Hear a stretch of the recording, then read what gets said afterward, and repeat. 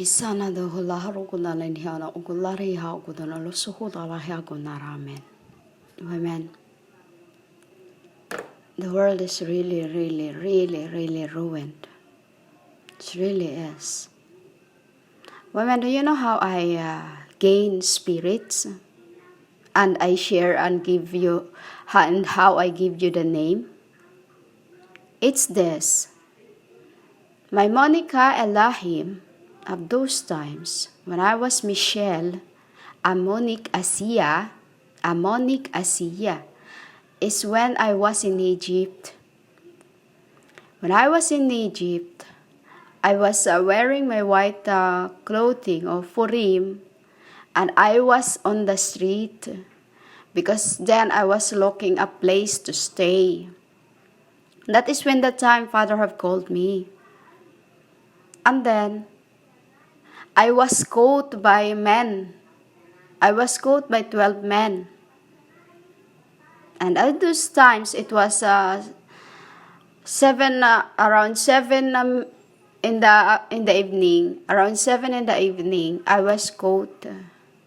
Those times, humans, they take females or whatever they can find on the street to sell.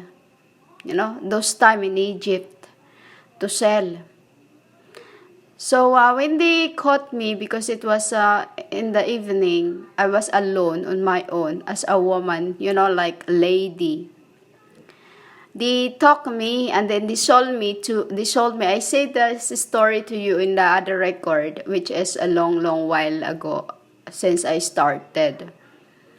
And then when I said this to you in the other record that I was in Egypt, and then when I was fed to the lions.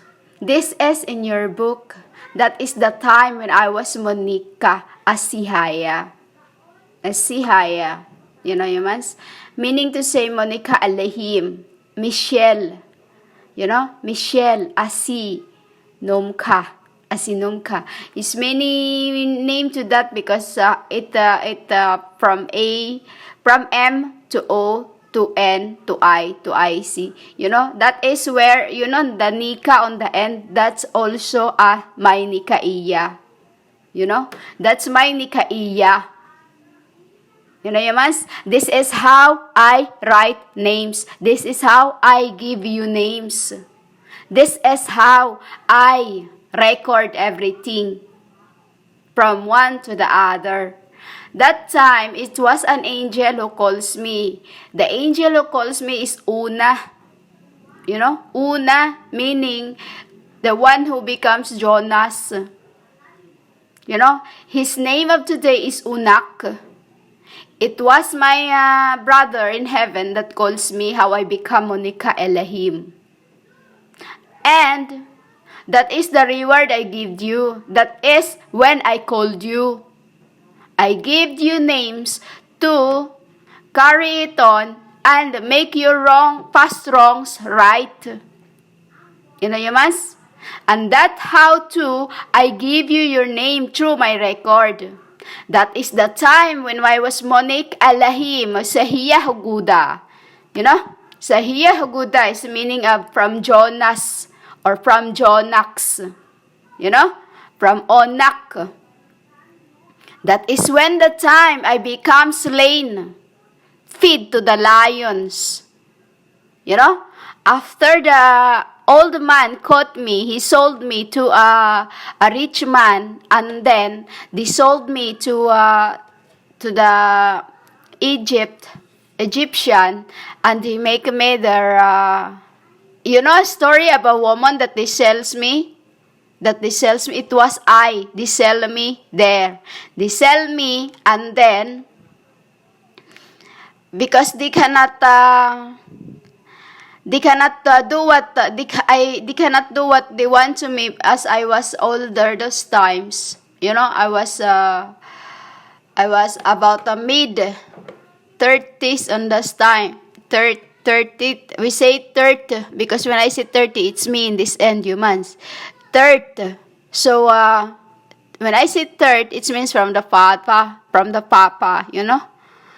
So, of those times, I become that name, and then they feed me to the lion under the table. They feed me rice, they feed me, and then I was crying because they don't want to accept me. They just want to uh, to give me back, to send me back. But I have no parents. You know, a woman that they just want to send back to the parents because no, like you know. I wasn't sent because I have no parents, which is those times I have come from somewhere else. So what they just did is feed me to the lions. That is the time when I become Monique Ellehcim. Monique Ellehcim. Monique Ellehcim. Isata Haduta. You know? Is Ellehcim. Illa. Like I said to you, before you become completed your name, before your name gets completed, I make it first like A, B, C, D, like abide. I become A to that, you become B first, and then he is the I in it, abide. He is the E, and then B, I, D, E. Before it becomes a complete sentence, I do that first before they. You get that, humans? And that I gave it to you when I called you. I gave you name through that to finish the works that you haven't done. Finish the work so that you can correct your past wrongs. And then you are become proud to me. You deny my God. That is when I deny you and talk you off from my books. That is what just happens today. This is why I said to you, I am your way to your salvations. I am your gates. And this is the narrow gate. You know, you shouldn't be proud of yourselves, of who you are. Because in the beginning, you are nobody. You equal yourselves to your God. This is what angers my Father. Selling books when you are cold.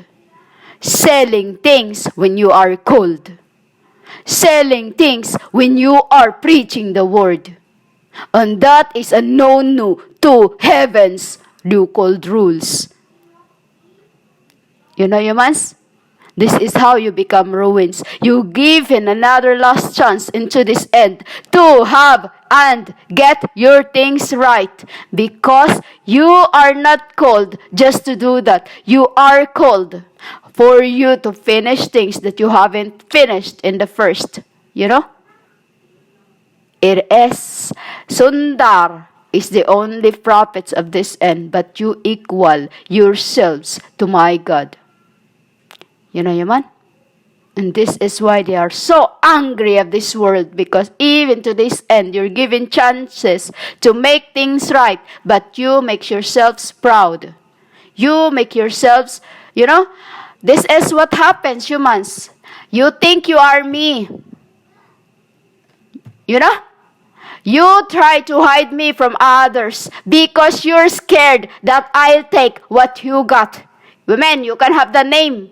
I can throw you off to the fires. Remember what I said today, because I have many more to say at the judgment. Remember, I am the wrath of God, and I am not nice. Because those who stays and listens to me is the only one that can understand me. You know, Yamans? Because they are those who have the love of my Father.